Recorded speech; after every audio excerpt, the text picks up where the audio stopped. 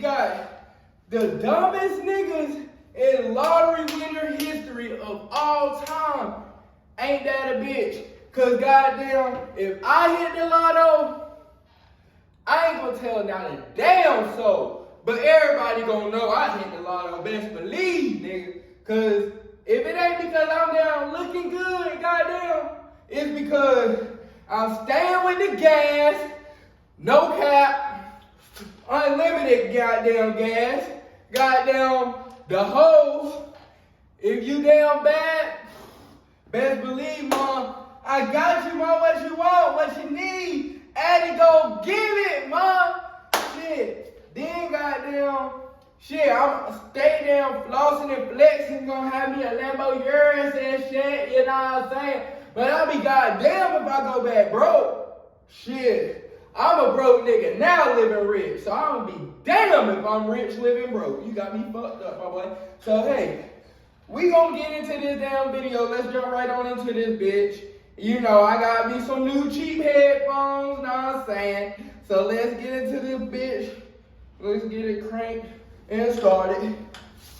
In 3, 2, From accidentally throwing a £3 million lottery ticket in the bin to spending an entire $16 million prize in under 90 days. These are the absolute dumbest lottery winners of all time, beginning with Jose Antonio Cuartoc, who almost lost his entire lottery fortune after getting someone else to claim the money for him. You see, when Jose won the $750,000 jackpot back in 2010, he was living in the US illegally, so Jose asked his boss to claim the prize on his behalf, as he feared he couldn't claim the money without potentially facing legal trouble and deportation. This worked out perfectly until Jose's boss began to falsely state that he was the one who had actually purchased the ticket. Taking legal action against his boss was risky, given Jose wasn't supposed to be in the country at all. However, given he had security camera footage of him purchasing the ticket, Jose did so and was able to prove that he was the rightful owner to the $750,000 prize. Only $250,000 of this went to taxes, another $250,000 was spent on court fees, and throughout the legal process, Jose was jailed for drunk driving and was deported back to Guatemala as soon as he won the court case. However, at least Jose Antonio Cuartoc got to keep some of his winnings, as Denise Rossi wasn't so fortunate. When Denise won a jackpot of $1.3 million back in 1996, she'd been married to Thomas Rossi for over 25 years, yet their relationship was lacking transparency, as Denise didn't tell her husband about the win and instead filed for divorce only 11 days after buying the lucky ticket. I was afraid to tell Thomas because I knew he would try to take the money away from me. I went to the Lottery Commission office and told them I was married but contemplating divorce. They told me to file before I got my first check, which I did. Denise was initially successful in hiding the money from her now ex-husband, as for a whole 2 years after their divorce, Thomas had no idea that Denise had ever won the lottery. However, in May 1999, a letter was sent to Thomas's home address, asking if Denise was interested in a lump sum buyout of her lottery winnings. This was the first Thomas knew about the lottery prize. He confirmed that Denise was a winner with the California lottery, and given they were still married at the time of the win, Thomas launched a lawsuit stating that he was entitled to half of the prize money. The judge specifically found that Denise's failure to disclose the lottery winnings constituted fraud, oppression, and malice, and as a result, the trial court awarded Thomas 100% of the lottery winnings, which left Denise with less than nothing, considering she also had to pay for her own legal fees. However, Denise's loss of $1.3 million was still nothing in comparison to Evelyn Adams. Dubbed the luckiest woman in America, Evelyn Adams became the first person in human history to win the lottery twice, initially for $3.9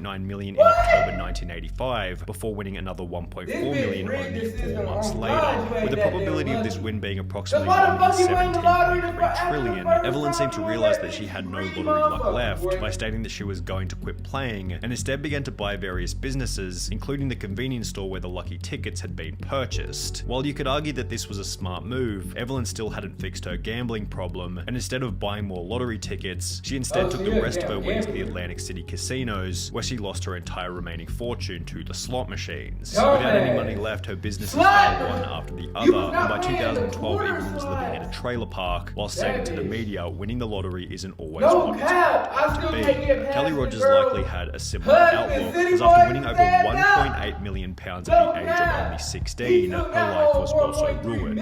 Initially, Kelly stated, "I will mean not go ass wild lick, and spend no cap. loads. I'm gonna take some advice and see an accountant. Hopefully I will make us more comfortable. I want to help my family, but I won't change. I just want a normal home, nothing posh. I just want a normal car as well. However, as soon as she received the money, Kelly instead spent £11,500 on 2 boob jobs, £300,000 on clothes, makeup and tattoos, as well as £85,000 on top-of-the-range sports cars. Kelly spent a further £250,000 on holidays to locations including Mexico and Euro Disney, £118,000 on gifts to foreign boyfriends, £190,000 in unreturned loans to friends and family members, and £50,500 on solicitors fees, all of which being purchased while she was still in high school. Kelly did make a few smart purchases such as an £180,000 bungalow and a £96,000 home for her mum. However, by the end of the year, Kelly was back to square one, being on welfare with only £2,000 left in her account. She since stated it was too much money for someone so young. Even if you say your life won't change, it does, and often not for the better. Yeah, I just wish I was a bit older at the time of winning it, because I think at 16 you're still just a child, and overnight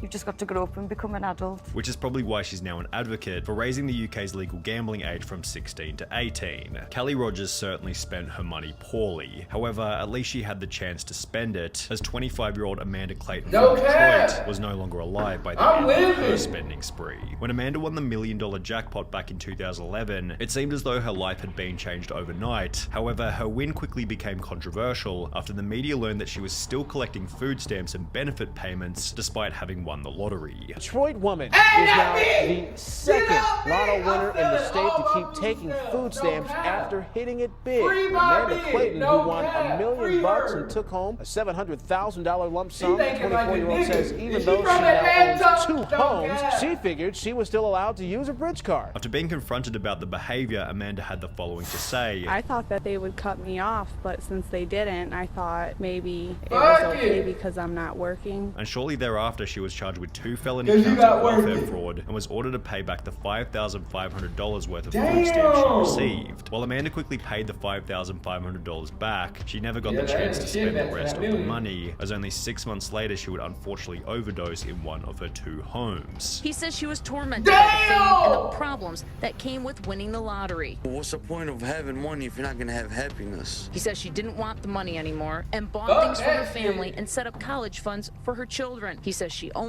had $67,000 of monies left. The end to Amanda Clayton's story was somewhat unexpected. However, a 2-second glance at Ryan McGee is more than enough to predict that this lottery win would eventually end in disaster. Just look for the mobile exclusive tag on thousands of hotels. 2, 1. Let's get it. Let's get it.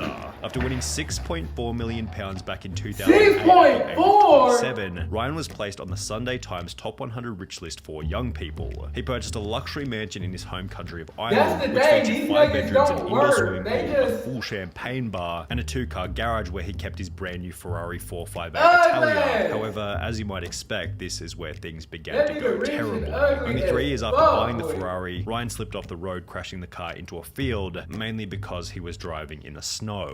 Locals were amazed Ryan was driving the Ferrari in that weather, especially when he had a more suitable Range Rover he could use. The Ferrari was not understood to be running on winter tyres, which, while costing around £4,400, hugely boost grip and handling in icy conditions. Ryan's property development business then dissolved, which was accompanied by a divorce from his wife and the sale of his luxury. That's why you don't marry him, hoes. 2 years later, Ryan McGee was pulled over driving an uninsured Ford Focus without a license. However, the most interesting part is that he had to claim legal aid, which is a service for those who are unable to afford a lawyer. Now, Ryan McGee was a complete idiot with his money. However, he still looks like Albert Einstein when compared to Martin Todd. When Martin and his wife Kay won £3 million back in 2001, they didn't go in to claim the prize because, well, they had no idea that they were winners. They'd purchased a ticket in passing, completely forgotten about it, and would only come to realize that they were the winners after hearing about the unclaimed prize over 6 months later. The main problem was that at some point, the ticket had been misplaced replaced or thrown out completely. Damn! Despite frantically searching, the pair couldn't find their ticket, but were sure they had won because the jackpot numbers matched the ones they used every week. Computer records in their local Londis proved Kay really had purchased the ticket, and the thrilled pair rushed to tell lottery organizer Camelot to claim their prize. But they fell victim to a little-known rule, stating lost tickets must be reported within 30 days. After 45 days of deliberation, Camelot told the devastated couple that they would not be collecting the jackpot, and as a result, the couple's marriage eventually came to an end. We'd only known each other for 2 years, and the lottery ordeal quickly highlighted our differences. All we did was bicker. Sadly, both of us agreed we should split, and Kay moved out. One seems to have convinced himself that losing the ticket ended up being a good thing,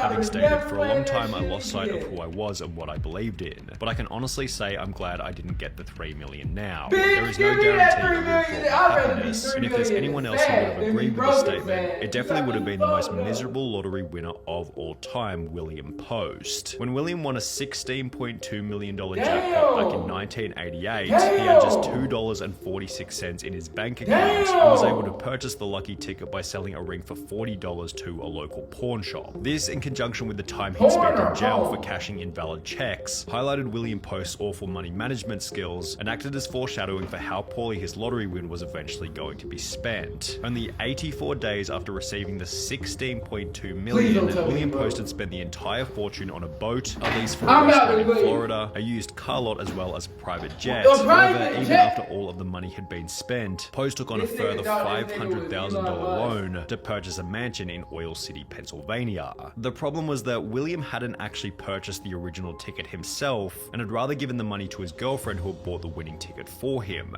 Because of this, she was able to successfully sue him for 1/3 of the winnings, meaning that Post now owed $5.4 million to his ex-girlfriend from the $16.2 million that he no longer had. Since Post was unable to make his payment, the judge ordered that his bank account be frozen until he was able to come up with the money. However, before he was able to sell enough stuff to pay the $5.4 million, William was arrested and ordered to serve a 6 to 24 month prison term for an assault charge from 6 years prior. Toward the end of his life, Post was on his 7th marriage with over $1 million in debt and was getting by on food stamps at a job paying $450 per month. However, William Post still doesn't have the craziest lottery win story of all time. That title goes to Andrew Jackson Whitaker, whose life would change forever after winning $315 million back in 2002. Unlike almost everyone else in this video, Whitaker was actually quite successful prior to winning the lottery, having built up a net worth of over $17 million with the assistance of his construction company. And while this would imply that he was in a position to manage a large lottery win, this isn't what would happen. Whitaker instantly donated 10% of the winnings to churches, Christian groups, and spent a further $14 million establishing the Jack Whitaker Foundation, which provided free food and clothing for low-income families in West Virginia. Obviously, you're doing God's work with all this money. Yes, I am. I'm helping a lot of people, and I plan to help a lot more. He then drove back to the convenience store where he had purchased the ticket before giving the clerk a $44,000 check, a $123,000 house, and a brand new Jeep Cherokee, which was followed by Whitaker buying himself a Lamborghini, in which he drive around his neighborhood throwing money out of the window. After flaunting this wealth, his Lamborghini was broken into, where thieves stole $545,000 in cash. However, this apparently wasn't much of a wake-up call, as his car was then broken into for the second time, resulting in the loss of a further $200,000 cash. Jack Whitaker's granddaughter passed away, his daughter then passed away, which was followed by a divorce with his wife. That was his wife? I thought that was his mama. Where does this ever end? Leading him to state that he had lost everything. I pretty much lost everything I held dear in my life. Money has never meant anything to me. You have to have money to exist in this world, but money doesn't rule the world. Money is not what makes people happy. And that he wished he had never purchased the lottery ticket in the first place. My wife had said she'd wished that she'd torn the ticket up.